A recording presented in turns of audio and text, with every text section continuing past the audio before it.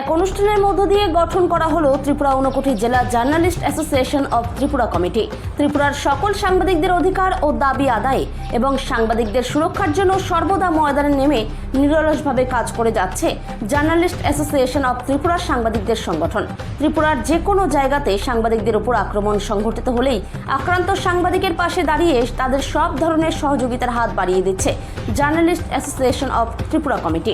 এবার ত্রিপুরা ঊনকোটি জেলা কৈলাসহর গোবিন্দপুর ভগৎ সিংহ হলে আনুষ্ঠানিকভাবে ঘোষণা করা হলো জার্নালিস্ট অ্যাসোসিয়েশন অব ত্রিপুরার ঊনকোটি জেলা কমিটি। এই জেলা কমিটি ঘোষণা অনুষ্ঠানে উপস্থিত ছিলেন জার্নালিস্ট অ্যাসোসিয়েশন অব ত্রিপুরা কমিটির সভাপতি বিক্রম কর্মকার, সাধারণ সম্পাদক মিঠুন আচার্যি, বিশিষ্ট সমাজসেবী এবং আইনজীবী সন্দীপ দেব রায় সহ অন্যান্যরা। বক্তারা বক্তব্য রাখতে গিয়ে সাংবাদিকদের বিভিন্ন প্রেক্ষাপট তুলে ধরেন। জার্নালিস্ট অ্যাসোসিয়েশন অব ত্রিপুরা কমিটির ঊনকোটি জেলার সভাপতি হয়েছেন নাইমুদ্দিন এবং সাধারণ সম্পাদক হিসেবে নিয়োজিত হয়েছেন জাকির হোসেন খান। আমরা জার্নালিস্ট অ্যাসোসিয়েশন অব ত্রিপুরা রাজ্য কমিটির পক্ষ থেকে আজকে আমরা ঊনকোটি জেলার কৈলাসহরে টাউনে উপস্থিত হয়েছি। মেইন উদ্দেশ্য হয়েছে আমাদের এই ডিস্ট্রিক্টের কমিটি তৈরি করা এবং সাংগঠনিক বিষয় নিয়ে আলোচনা করা।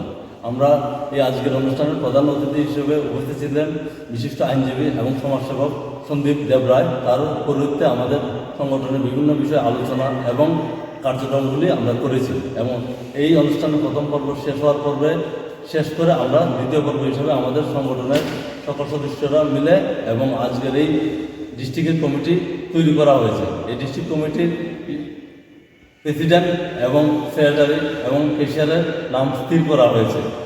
প্রেসিডেন্ট হিসেবে নমিম উদ্দিন এবং সেক্রেটারি হিসেবে দিলওয়ার হোসেন খান এবং ট্রেজারার হিসেবে আব্দুল রহিম, এসব তাদেরকে আমরা স্থির করা হয়েছে এই ডিস্ট্রিক্টের কার্যক্রম পরিচালনা করার জন্য এবং তাদের পরামর্শে এবং আমাদের রাজ্য কমিটির পরামর্শ নিয়ে এই সংগঠন সার্বিক সবার সহযোগিতা নিয়ে কাজ করবেন। আগামী দিনে সংগঠনে এবং সাধারণ মানুষের পাশে দাঁড়িয়ে কাজ করবেন বলে আমি আশা রাখছি।